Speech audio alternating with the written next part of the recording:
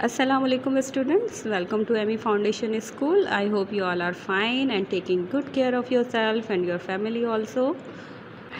As you know, last time हमने अपना homework assignment 3 complete किया था, जिसमें हमने The Voice of God poem को read out किया था और आज हम अपना homework assignment 5 complete करेंगे, जिसमें हम अपना chapter The Wise Caliph पढ़ेंगे. So let's take a look on assignment 5. सबसे पहले हम रीड करेंगे lesson number 2 which is the wise caliph.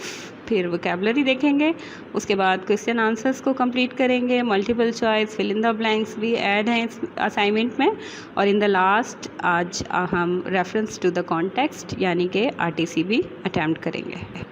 So students, this is the first prose lesson of your book, The Wise Caliph, which means Aqlmand Khalifa.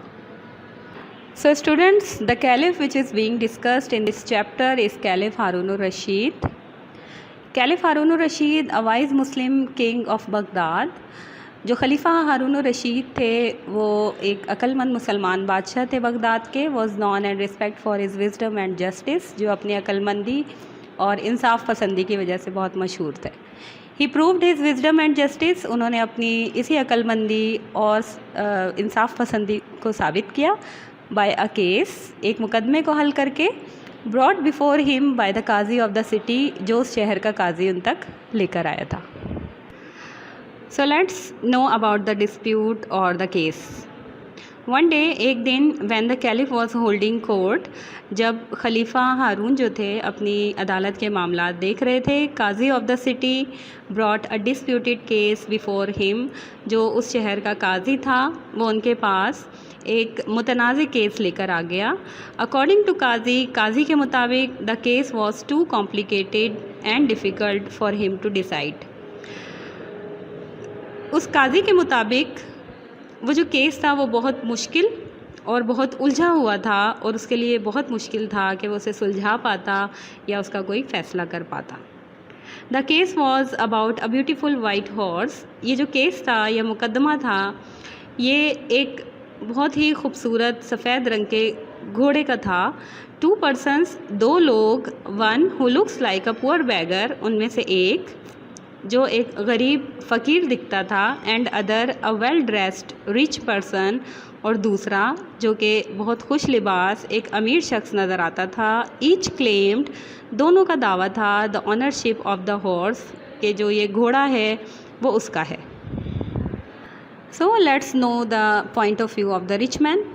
According to the rich man के मुताबिक या अमीर आदमी के मुताबिक, while coming to the city gate, जब वो city gate की तरफ आ रहा था, he found this poor lame beggar, उसने वहाँ इस लंगड़े फ़कीर को देखा, requesting him, जो उससे दरख्वास्त कर रहा था, for lift to the city gate, कि वो उसे सिटी गेट तक छोड़ दे. Feeling mercy over this limping poor man, इस लंगड़ाते हुए गरीब आदमी पर रहम खाते हुए, he offered him lift to the city gate, उसने उसे सिटी गेट तक छोड़ने का इरादा कर लिया. But when they reach the city gate, लेकिन जैसे ही वो सिटी गेट तक पहुँचे, ही रिफ्यूज़ टू डिसमाउंट, उसने उतरने से इनकार कर दिया. किसने इनकार कर दिया? बैगर ने इनकार कर दिया. Claiming the ownership of the horse, और उसने क्लेम कर दिया, दावा कर दिया कि ये घोड़ा तो उसका है. So student, let's know what did the beggar say. The beggar told his story. अब उस फ़कीर ने भी अपनी कहानी सुनानी शुरू की. He said that, उसने कहा कि as he was riding his horse to the city that morning, कि जब वो उस सुबह अपने घोड़े पर सवार होकर शहर की तरफ जा रहा था, the rich man tried to borrow his horse. तो इस अमीर आदमी ने कुछ वक्त के लिए इससे इसका घोड़ा मांगा. As he was stranger for him, अब जैसा कि वो शख्स इसके लिए अजनबी था, so he could not land him his horse, इसलिए वो अपना घोड़ा उसे नहीं दे सकता था. But gave him ride to the city gate, लेकिन उसने सिटी गेट तक लिफ्ट दे दी या राइड दे दी. On reaching the city gate, अब सिटी गेट पहुंचने के बाद, rich man refuse to get down, अमीर आदमी ने नीचे उतरने से इनकार कर दिया. एंड क्लेम्ड, और दावा कर दिया, that the horse belongs to him, कि ये घोड़ा उसका है. अकॉर्डिंग टू द बैगर, उस फ़कीर के मुताबिक, the rich man threaten me that nobody will believe कि अमीर आदमी ने उसे धमकी भी दी कि कोई भी यकीन नहीं करेगा दैट अ पुअर पर्सन, के इतना गरीब आदमी can keep such a beautiful horse, एक खूबसूरत घोड़ा अपने पास रख सकता है। बट द फैक्ट इज़, लेकिन हकीकत ये है that whatever he earn, के उसने अब तक जो कुछ भी कमाया, he spent on this horse, उसने सब कुछ इस घोड़े पर लगा दिया। So students, let's know how did the caliph discover the real owner. Caliph Harun Rashid ask both of them to touch the horse one by one. खलीफा Harun Rashid ने दोनों यानी कि फ़कीर से और उस अमीर आदमी से कहा कि वो एक एक करके इस घोड़े को छुएं। फर्स्ट, सबसे पहले the bagger touch the horse, उस फ़कीर ने घोड़े को हाथ लगाया। ऑन हिज टच, उसके छूने पर इट विंस्ड, उसने नागवारी दिखाई। The horse expressed its pleasure, और उसी घोड़े ने अपनी खुशी का इजहार किया by neighing when the rich man touched it, जब उस अमीर आदमी ने उस घोड़े को छुआ। The caliph gave his decision, अब खलीफा ने अपना फ़ैसला सुना दिया that the horse belong to the rich man, कि ये घोड़ा इस अमीर आदमी का है। The beggar tried to rob this honest and honourable man, और इस फ़कीर ने इस मोअज़्ज़िज़ और ईमानदार शख्स को लूटने की कोशिश की। The beggar asked to beg pardon of the rich man, उस फ़कीर ने उस अमीर आदमी से माफ़ी मांगी। The rich man not only forgave the beggar, ना सिर्फ उस अमीर आदमी ने उस फ़कीर को माफ़ कर दिया, but also handed over a handful amount of golden coins in charity, बल्कि उस फ़कीर को काफ़ी सारी सोने की अशरफियाँ खैरात में दी। So student, the moral of the lesson is the best revenge to a bad deed is a good deed, यानी किसी भी बुराई का जवाब अच्छाई से देना ही बेहतरीन बदला है।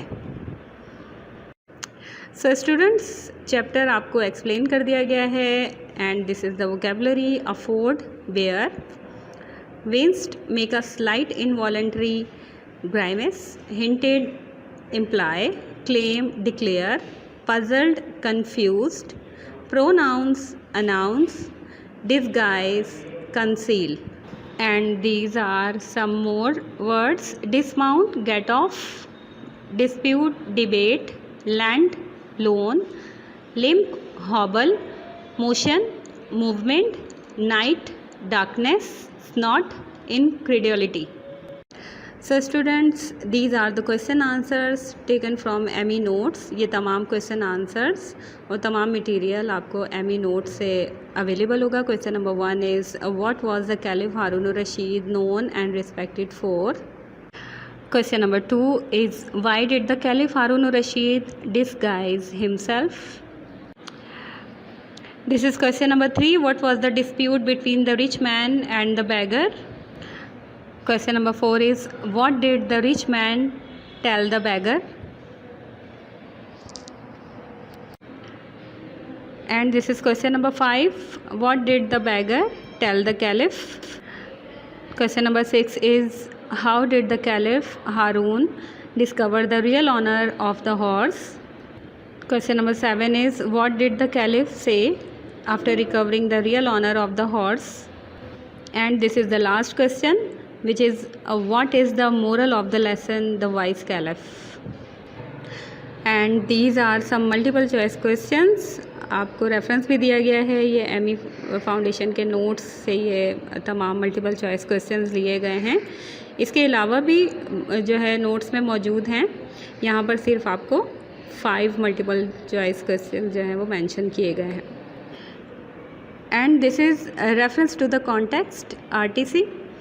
एक कोटेशन आपको दी गई है which is give the horse to its master, you are a liar and weak man, you try to rob an honest and respectable citizen. ये एक कोटेशन दी गई है आपको। उसके अलावा 3 क्वेश्चंस दिए गए हैं जिसको आपने सॉल्व करना है, आंसर करना है। Name the lesson and the speaker, आपने लेसन का नाम और स्पीकर नेम बताना है कि ये अल्फाज किसने कहे। To whom were this words spoken and why, ये अल्फाज किससे कहे गए और क्यों, इसका आंसर भी आपको यहाँ पर मेंशन किया गया है। Question number 3 is right few lines about the speaker, आपने बोलने वाले के बारे में जो कि ऊपर मेंशन कर दिया गया है कैलिफ हारून रशीद, उनके बारे में कुछ लाइंस लिखनी है। उसके लिए आप अपनी बुक से भी हेल्प ले सकते हैं और इस वीडियो के ज़रिए भी आप इसके आंसर को बहुत आसानी से लिख सकते हैं।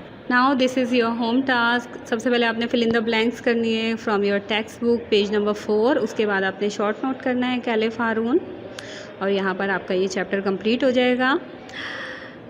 उम्मीद है आपको ये पूरा चैप्टर बहुत अच्छे तरीके से समझ आ गया होगा। इंशाल्लाह आप घर में भी इसको रिवाइज़ करेंगे। आपसे नेक्स्ट लेक्चर के साथ, नेक्स्ट चैप्टर के साथ दोबारा मुलाकात होगी इंशाल्लाह। अपना बहुत सारा ख्याल रखिएगा। अल्लाह हाफ़िज़।